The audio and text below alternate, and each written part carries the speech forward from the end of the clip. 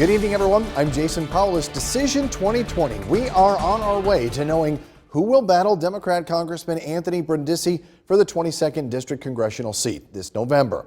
The polls are closed. Ballots cast in the Republican primary for that seat, but they could still be received by local boards of election and counted up until June 30th, as long as they're postmarked by today. Tonight's results are a combination of in-person votes and early voting ballots. Let's take a look at the results thus far. Claudia Tenney leading with 68% to 31% of the vote. 89.9% of the precincts are reporting a substantial lead.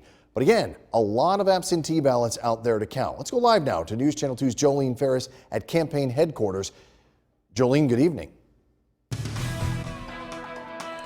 Thank you, Jason. A lot of optimism here tonight, but not quite a victory party with all of those absentee ballots out there, about 10 times more statewide than there were in the last presidential primary in 2016.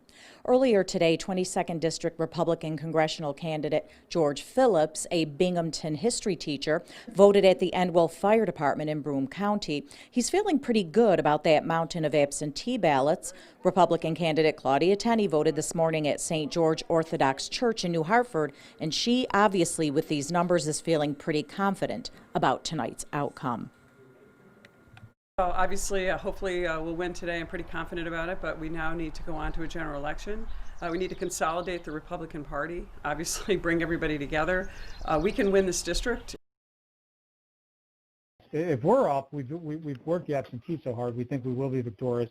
If we're down even by several thousand votes, we think we're still in the game because there's so many absentees out. It may be, somewhere near 40 or 50% of the votes cast in this election are going to be absentee. And it really can't be overstated what an unusual year this is with the global pandemic and all the absentee voting.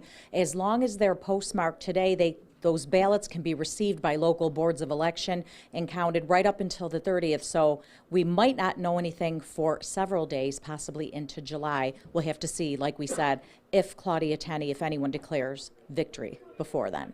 Back to you.